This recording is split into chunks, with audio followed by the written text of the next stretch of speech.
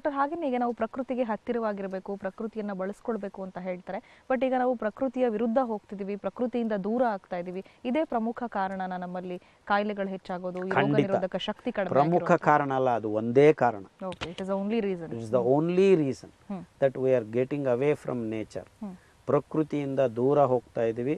ಅಸಹಜವಾದ ನಡೆ ನಮ್ಮ ಜೀವನ ಶೈಲಿಯಲ್ಲಿ ಮುಖ್ಯ ಭಾಗವಾಗಿರೋದು. ಈ ಅಂದರೆ ಇದು ಒಂದೇ ಕಾರಣನೇ, because we are going away from nature, unnatural things are entering into our lifes. ಈ ಎರಡನ್ನೂ ಒಂದೇ ಕಾರಣ ಅಂತ ನಾನು ಗಮನಿಸ್ತಾ ಇದ್ದೀನಿ. ಸೊ ನಾವು ಸಹಜತೆ ಕಡೆಗೆ ಹೋದಾಗ ಈ ಅಂಶಗಳೆಲ್ಲ ದೇವರು ನಮ್ಮಲ್ಲಿ ತುಂಬಿದ್ದಾರೆ. ಸೊ ಸ್ಪೆಷಲ್ ಆಗಿ ಪ್ರತಿರೋಧಕ ಕಣಗಳನ್ನು ಉತ್ಪಾದನೆ ಮಾಡುವ ಶಕ್ತಿ ನಮ್ಮಲ್ಲಿ ಏನು ಬೇಕಾಗಿರಲಿಲ್ಲ. Because we are doing things unnaturally. ನಿಮ್ಗೆ ವ್ಯಾಕ್ಸಿನ್ ಬೇಕು, H5N1 ಅಕ್ಕಿ ರೋಗ ಬಂತು, ವ್ಯಾಕ್ಸಿನ್ ರೆಡಿ ಮಾಡು. H1N1 ಹಂದಿ ರೋಗ ಬಂತು, ವ್ಯಾಕ್ಸಿನ್. ಎಲ್ಲಿಂದ ಬಂತು ಈ ರೋಗಗಳು? ಅದು H1N1 H5N1 ಇನ್ನೂ ಒಂದು ಸೀರೀಸ್ ಆಫ್ ಡಿಸೀಸಸ್. ಆ HN ಅನ್ನೋದು ಪ್ರೋಟೀನ್ಸ್.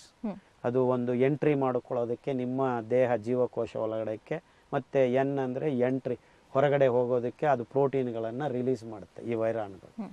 ಸೊ ಇಂಥ ಕ್ರಮಗಳನ್ನು ತಡೆಗಟ್ಟುಕೊಳ್ಳೋದಕ್ಕೆ ನಾವು ನಮ್ಮ ದೇಹಕ್ಕೆ ಚಿಕ್ಕವರಿಂದಾನೇ ಪ್ರಕೃತಿಯಲ್ಲಿದ್ದ ಕೆಲವು ಪ್ರತಿಜನಕ ಕಣಗಳನ್ನು ತೋರಿಸಿದ್ರೆ ಅವು ನಮೂನೆಗಳಾಗಿ ಕೆಲಸ ಮಾಡಿ ಪ್ರತಿರೋಧಕ ಕಣಗಳನ್ನು ಉತ್ಪಾದನೆ ಮಾಡುವ ಶಕ್ತಿಯನ್ನು ಹೆಚ್ಚು ಮಾಡಿಕೊಂಡು, ಅದು ಎಂಥ ವೈರಸ್ ಆಗಲಿ, ಅದು ಎಂಥ ಸೂಕ್ಷ್ಮಜೀವಿ ಆಗಲಿ, ಬ್ಯಾಕ್ಟೀರಿಯಾ ಆಗಲಿ, ನಮ್ಮ ದೇಹಕ್ಕೆ ಬಂದ ತಕ್ಷಣನೇ ನಮ್ಮ ಸೋಲ್ಜರ್ಸ್ ಫೈಟ್ ಮಾಡ್ತಾರೆ ಮಾಡೋದಕ್ಕೆ ರೆಡಿ.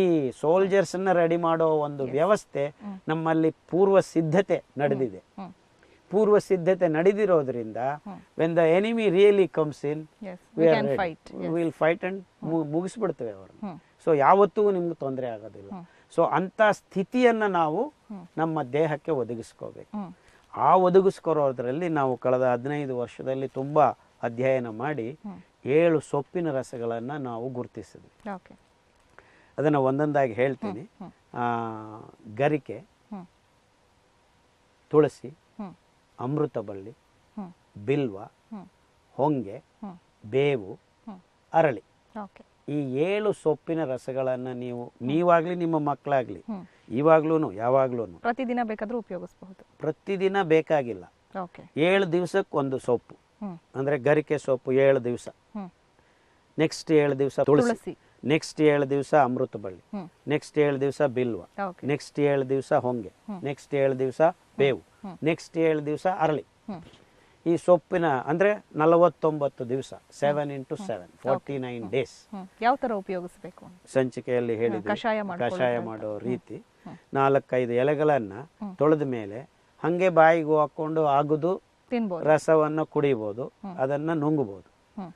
ಎರಡನೇದು ನಾನು ಹೇಳ್ದಂಗೆ ಕಷಾಯಗಳನ್ನು 4-5 ಎಲೆಗಳನ್ನ ತೊಳೆದು ನೀಟಾಗಿ ಮರಳಿಸ್ತಾ ಇರೋ ನೀರಿಗೆ ಹಾಕಿ ಕಿವಿಚ್ಬಿಟ್ಟು 2-3 ನಿಮಿಷ ಮುಚ್ಚಳ ಹಾಕಿ ಅದನ್ನ ಶೋಧಿಸ್ಕೊಂಡು ಕುಡಿಯಬಹುದು. ಮೂರನೇ ಅಂಶ, ಇನ್ನೊಂದು ರೀತಿ, ನಮ್ಗೆ ಈ ಎಲೆಗಳು ಸಿಗೋದಿಲ್ಲ ಸಿಟಿಗಳಲ್ಲಿ ಅಂದ್ರೆ ಅದನ್ನ ನೆರಳಲ್ಲಿ ಒಣಗಿಸಿ ಪುಡಿ ಮಾಡಿ ಅದನ್ನ ಬಿಸಿ ನೀರಿಗೆ ಹಾಕೊಂಡು ಪೂರ್ತಿ ಕುಡಿಯಬಹುದು. ಈ 3 ಪದ್ಧತಿಗಳೆಲ್ಲಾನು ನಾವು ಇದನ್ನ ಬಳಸ್ಬೋದು. ಯಾವುದು ಅನುಕೂಲ ಆದ್ರೆ ಅದು. ಅಂದ್ರೆ ನೀವು 7 ದಿವಸ ಒಂದು ಸೊಪ್ಪಿನ ರಸ, ಇನ್ನೊಂದು 7 ದಿವಸ ಇನ್ನೊಂದು ಸೊಪ್ಪಿನ ರಸ, ಈ ತರ 49 ದಿವಸ ನೀವು ಈ ಕಷಾಯಗಳನ್ನು ಕುಡಿದ್ರೆ 3 ವರ್ಷ ನಿಮಗೆ ಡೆಂಗು ಇಲ್ಲ, ಪಂಗು ಇಲ್ಲ, ಚಿಕನ್ ಗುನ್ಯಾ ಇಲ್ಲ, H5N1 ಯಾವುದೇ ಕಾಯಿಲೆ.